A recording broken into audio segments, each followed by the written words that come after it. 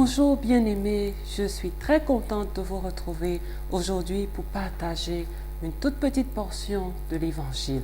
Je suis le pasteur Julien Goumou et certains de mes enfants aiment aussi m'appeler Mama Chouchou.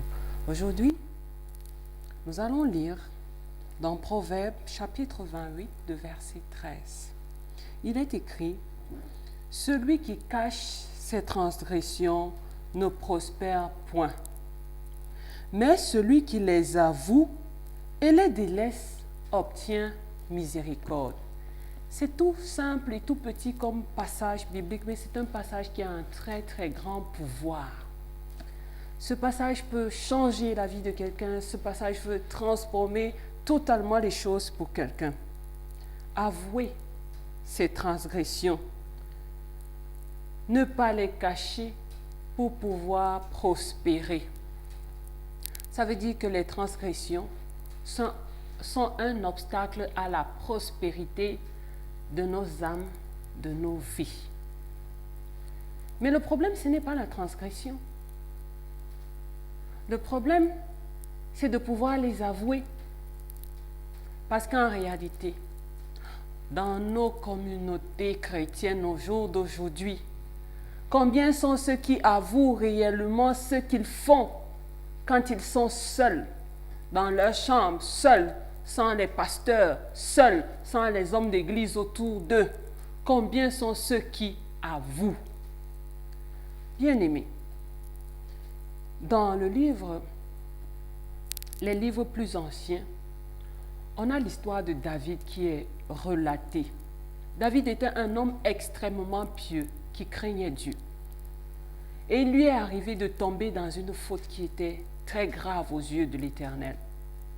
Il avait pris la femme d'Uri, un soldat, un de ses serviteurs. Il a regardé la femme, il l'a aimée, il l'a appréciée et il a voulu de cette femme-là pour lui. Et Uri étant un obstacle à la réalisation de ce projet, il a fini par le faire tuer. Alors il a commis une double faute pour couvrir la première faute qui était l'adultère. Dieu s'est mis en colère contre lui. Et pendant longtemps, David a caché son péché. Il cachait son péché. Il ne fallait pas que le prophète Samuel soit au courant. Parce que si le prophète savait, ça veut dire que Dieu était au courant. Mais David avait oublié que Dieu voit tout. Dieu voit au-delà de Samuel. Et souvent, nous aussi, nous nous cachons. Et nous pensons que nous sommes exposés seulement quand les hommes de Dieu ont vu. Mais Dieu voit au-delà des hommes de Dieu. Nous ne pouvons rien cacher à Dieu, de même que David ne pouvait pas cacher son péché très longtemps. Et pendant cette période où il cachait son péché, qu'est-ce qu'il nous déclare? Qu'est-ce qu'il nous dit? Il nous dit que pendant qu'il se taisait, ses os se consumaient au-dedans de lui. Il le dit dans Psaume chapitre 32, verset 3. Ses os se consumaient, le péché était devenu un feu à l'intérieur de lui. Oui, bien-aimé, le péché peut devenir un feu à l'intérieur de toi. Un feu qui te ronge, un feu qui te consume, parce qu'il a besoin d'être extériorisé.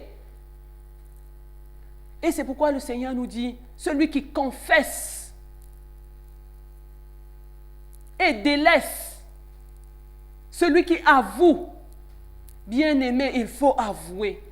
David a été consumé, mais après il a compris qu'il avait besoin d'avouer et il a avoué sa faute. Et Dieu a agi tel qu'il est dit dans cette parole. Il a obtenu miséricorde après avoir avoué. Parce que notre Dieu est miséricordieux. Bien-aimé, si tu avoues, tu obtiendras miséricorde. Les hommes peuvent te regarder de haut. Les hommes peuvent te juger. Les hommes peuvent te mépriser. Mais Dieu ne méprise jamais celui qui avoue ses fautes. C'est un signe de grandeur. Si tu veux être grand, bien-aimé, arrête de cacher tes fautes. Parce que lorsqu'on cache, c'est une espèce de présomption. On dit « je suis bon » alors que dans le fond, on ne l'est pas.